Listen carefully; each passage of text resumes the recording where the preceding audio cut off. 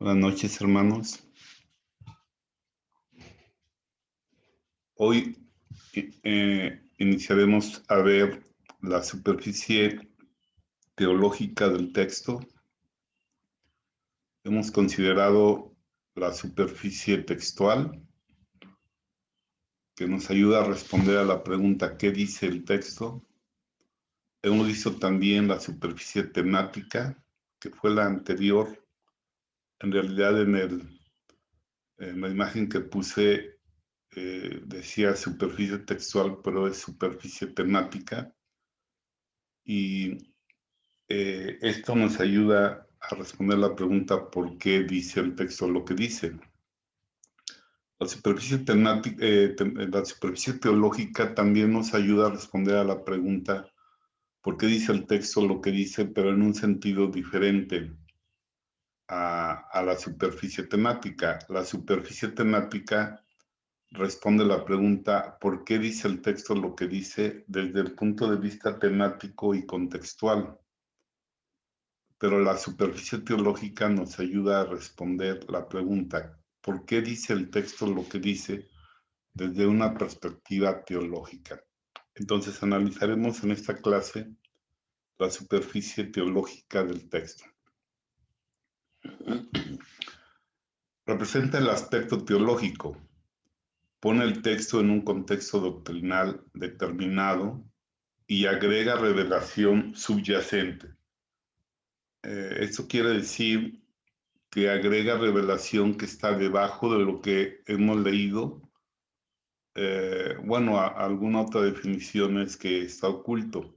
De manera que quiero que hagan una investigación sobre la palabra subyacente, cuál es su significado. Pero básicamente, en el contexto de la idea que hemos tratado de establecer, de que interpretar significa leer lo que está escrito debajo de lo escrito o hacer que aparezca lo que no está visible en una primera instancia. Entonces, la superficie teológica representa el aspecto teológico del texto y lo pone en un contexto doctrinal determinado, pero además agrega revelación subyacente. Agrega revelación que no podríamos encontrar en la lectura solo la superficie textual.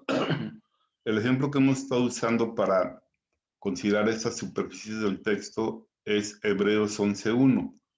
Y ahí el texto dice, es pues la fe, la certeza de lo que se espera, la convicción de lo que no se ve. Y en la clase anterior al considerar la superficie temática, vimos que esta superficie temática nos ayuda como a desdoblar el texto o a amplificarlo.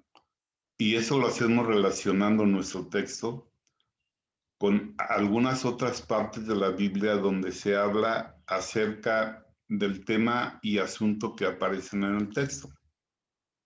Y para hacer eso consideramos muy brevemente 3 historias que aparecen en la Biblia para demostrar que la fe tiene 3 tiempos sucesivos. El primero es el tiempo de la certeza, cuando Dios habla, dice algo y nos da una certeza.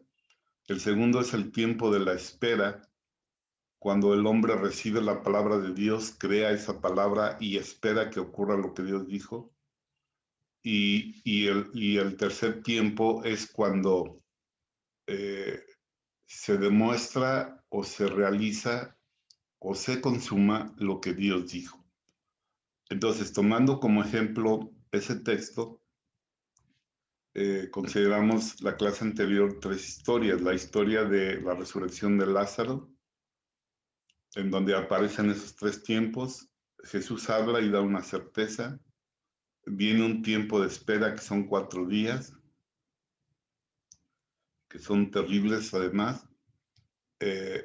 Y viene un momento en el que se consuma lo que Jesús dijo con la resurrección de Lázaro. Consideramos también muy brevemente la historia de 2 Crónicas capítulo 20, en donde en una situación desesperada para el reino del sur, Judá, Jerusalén y el rey Josafat, Dios habla, da una certeza, hay un tiempo de espera que es muy corto, de la tarde a la mañana, y viene la consumación, el cumplimiento de lo que Dios dijo. Y consideramos también muy brevemente la historia de Abraham, en la que Dios habla a Abraham en el capítulo 12 de Génesis, implicando que él tendrá descendencia. Y bueno, en el capítulo 15 vemos que Abraham termina creyéndole a Dios, creyendo que Dios le dará un hijo, a pesar de que él tenía ya 85 años y su mujer era estéril. Y en el capítulo, bueno, vemos que él espera 25 años desde el capítulo 12 hasta el capítulo 21, donde nace Isaac.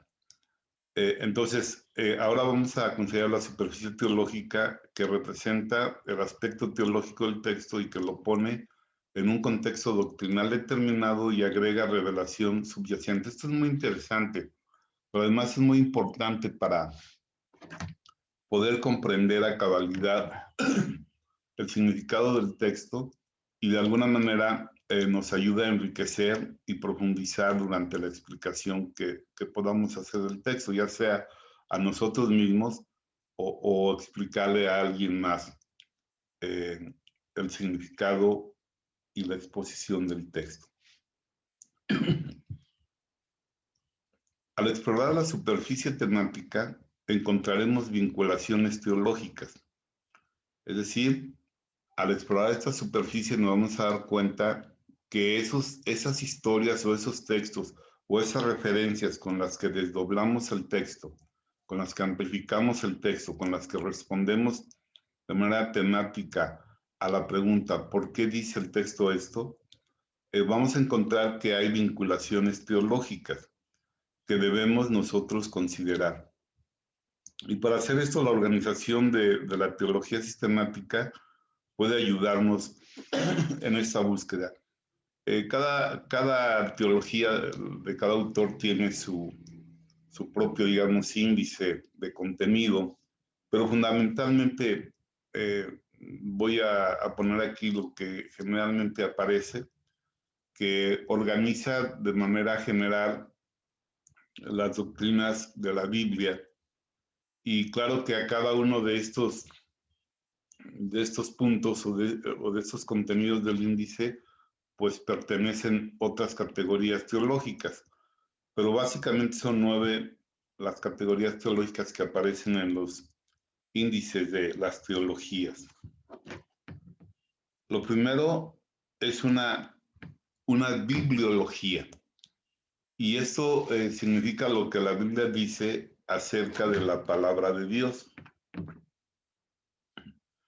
La Biblia habla de las escrituras y al estudiar el tema de la bibliología, bueno, vamos a buscar en la Biblia y está organizado de manera sistemática todo lo que la Biblia dice acerca de la palabra de Dios. Por ejemplo, ahí en 2 Timoteo 3, 16 y 17 nos da alguna información respecto de la palabra de Dios. Y ahí se nos dice que toda escritura es inspirada por Dios y es útil, y ahí nos dice para qué es útil. Entonces, esto es información acerca de la palabra de Dios. Número 2, teología propia. La teología propia estudia en la Biblia lo que la Biblia dice acerca de Dios. Por ejemplo, cuando el apóstol Juan nos dice en su primera carta que Dios es amor, nos está dando información acerca de la personalidad de Dios o de la naturaleza de Dios.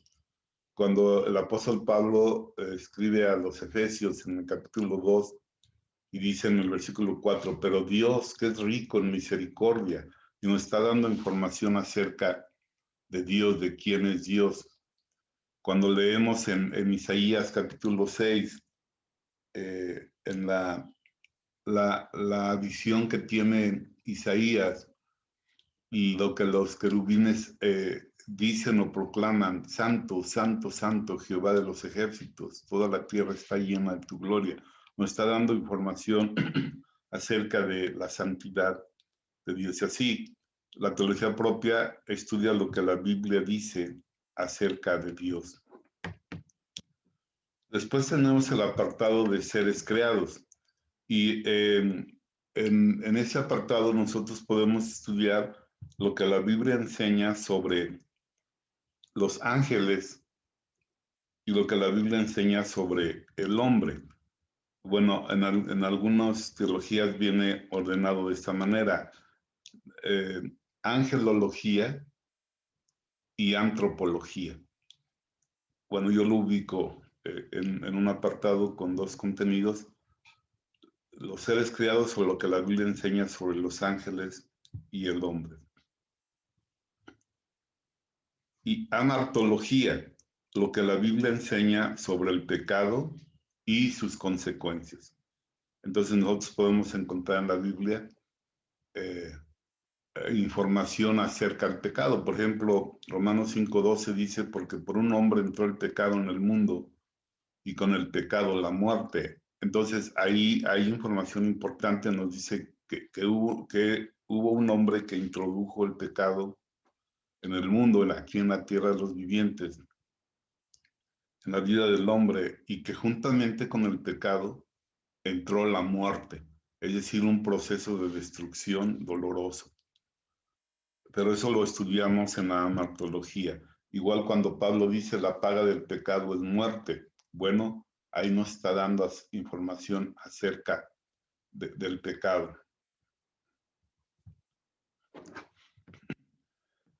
Número 5, soteriología, o lo que la Biblia revela acerca de la salvación provista por Dios.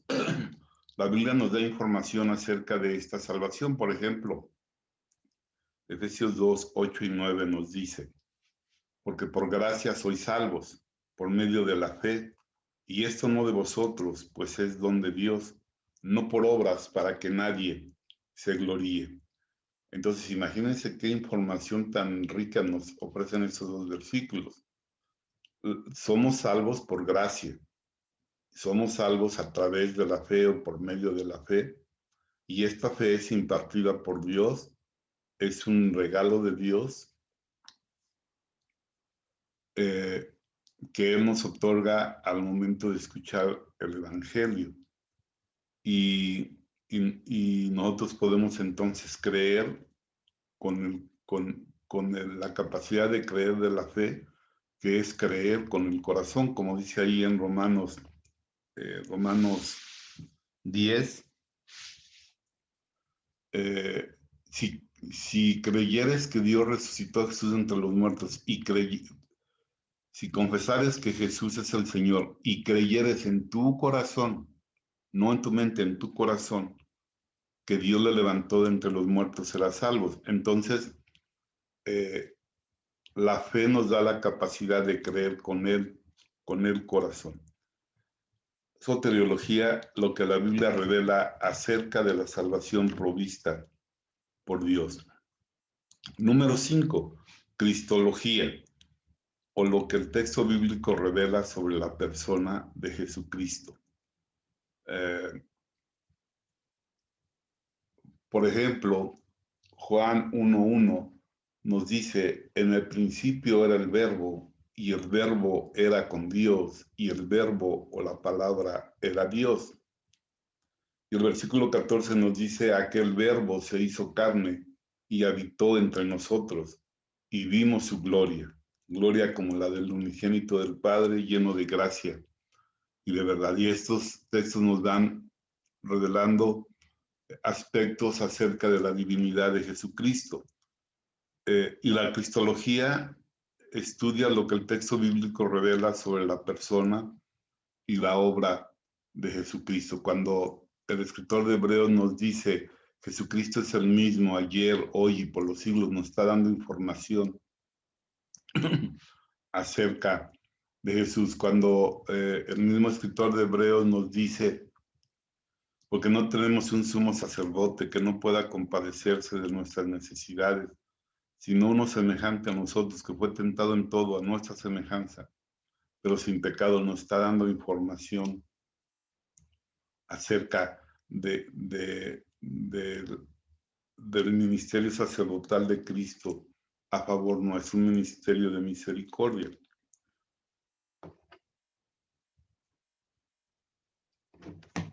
Número 7, neumatología. Es lo que la Biblia enseña sobre la persona y ministerio del Espíritu Santo. Por ejemplo, en 2 Corintios 3:18 está descrito un ministerio maravilloso del Espíritu Santo. Ahí dice, por tanto, nosotros todos, a rostro descubierto, mirando o buscando como por un espejo la gloria del Señor, somos transformados de gloria en gloria por el Espíritu del Señor, así como por el Espíritu del Señor, a la imagen del Señor.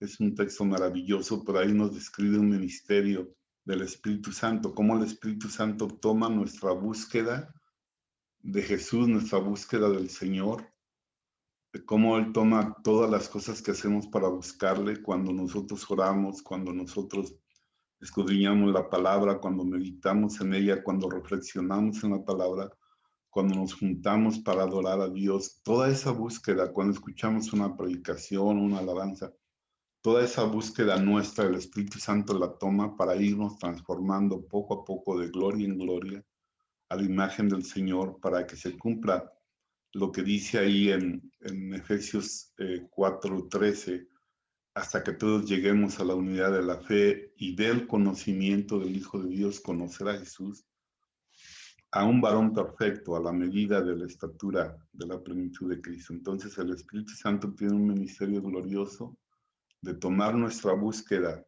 que hacemos de Dios y utilizar esa búsqueda para irnos perfeccionando, para irnos santificando y formándonos a la imagen de Jesús.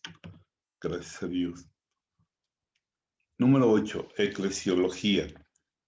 Esto es lo que la Biblia revela acerca de la iglesia, su función.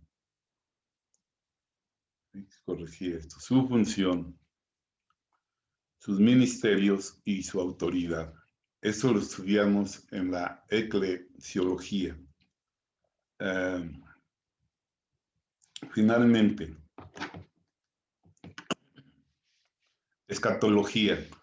Esto es la revelación bíblica sobre los acontecimientos finales.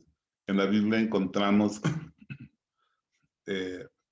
revelación sobre acontecimientos finales o acontecimientos postreros. Por ejemplo, encontramos en 1 Tesalonicenses capítulo 4, versículo 13 al 17, algo que Pablo escribió porque Dios se lo reveló y que lo compartió con los creyentes de Tesalónica y con todos los creyentes acerca de los que han muerto creyendo en Jesús y acerca del futuro de quienes han creído en Jesús, ya sea que estén muertos o que estén vivos cuando Él regrese. Y ahí dice el apóstol Pablo, porque no queremos, hermanos, que ignoréis acerca de los que duermen en Cristo. Porque si creemos que Dios resucitó a Cristo de entre los muertos, también creemos que Él traerá con Cristo a los que durmieron en Él. Y ya dice de una manera tronante y extraordinaria, porque el Señor mismo, con voz de mando, con voz de arcángel y con trompeta de Dios, descenderá del cielo, y los muertos en Cristo resucitarán primero.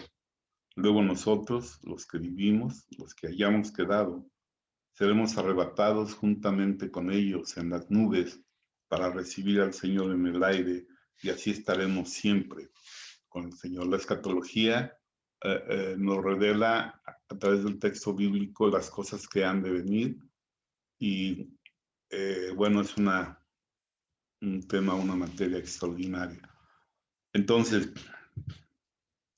la superficie teológica la encontramos nosotros cuando exploramos la superficie temática, es decir, cuando relacionamos nuestro texto, en este caso Hebreos 11:1, cuando lo relacionamos con pasajes de la Biblia que hablan acerca de ese mismo tema y ese mismo asunto. El tema es la fe y el asunto son los tiempos de la fe, y ya vimos que en Hebreos 11:1 encontramos la certeza, la espera y la demostración o la consumación de lo que Dios dijo.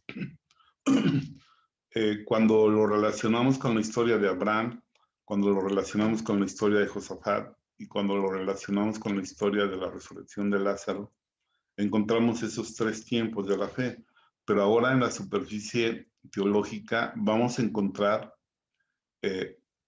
más profundidad en cuanto a que subyace o está escrito debajo algo más, y esto es la superficie teológica del texto. Entonces, veamos algunas implicaciones teológicas en la historia de Lázaro. Cuando Marta escucha que Jesús se acerca a Jerusalén o que está entrando en Jerusalén, ella sale cargada con una ironía y con un reproche a Jesús. Y hay una conversación alucinante en la que vamos a encontrar algunas vinculaciones o implicaciones teológicas. Bueno, la conversación se desarrolla más o menos de esta manera. Marta le dice a Jesús: si hubieras venido hace 4 días, mi hermano no habría muerto. Ese es el reclamo que le hace, pero lanza algo de esperanza porque las palabras que Jesús dijo respecto de que esa enfermedad no era para muerte aún vibraban en la mente y en el corazón de Marta. Y entonces Marta le dice: mas sé también que todo lo que pidieres al Padre, Él te lo dará. Y entonces Jesús le dice: tu hermano resucitará. Y aquí viene una implicación teológica, puesto que Marta le dice: yo sé que resucitará en el día postrero. Y ustedes pueden buscar este término o esta expresión, la resurrección en el día postrero. Y bueno, eso pertenece a la escatología, eso pertenece a la doctrina de la escatología. Y harían bien ustedes si investigan acerca de esta resurrección del día postrero. Pero esto quiere decir que en ese texto que yo busqué para encontrar la superficie temática, y que lo encontré en Juan capítulo 11, en la resurrección de Lázaro, donde está la certeza, está la espera y está la consumación. De repente, al analizar la historia, me doy cuenta que tiene una implicación teológica respecto de la resurrección. Es decir, la fe tiene que ver con la resurrección. De hecho, así dice Romanos 10, 8 y 9, yo creo. Esa es la palabra de fe que predicamos. Fíjese que si confesares que Jesús es el Señor y creyeres en tu corazón, fíjense que es lo que hay que creer, que Dios le levantó de entre los muertos, serás salvo. Entonces la fe tiene que ver con la resurrección.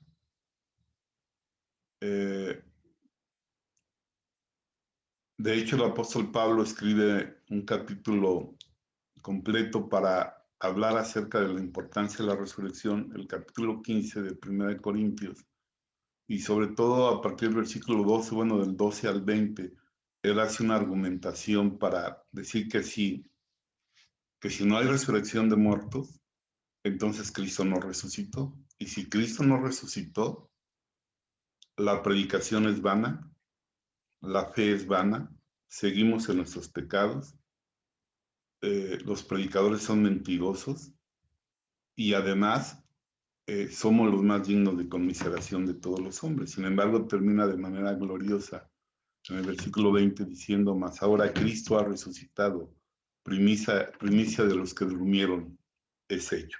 Entonces aquí hay una implicación teológica respecto de la resurrección relacionada con la fe. Entonces ella le dice: yo sé que resucitará en el día postrero. En la próxima clase analizaremos un poco más a profundidad esto, porque es una conversación impresionante, con implicaciones muy grandes para el entendimiento de este pasaje de la fe y para poder en algún momento que tengamos la oportunidad de compartir esta revelación con otras personas. Pero aquí encontramos una implicación teológica con la resurrección, es decir, con una doctrina escatológica. La resurrección en el día postrero, porque Lázaro resucitó ese día.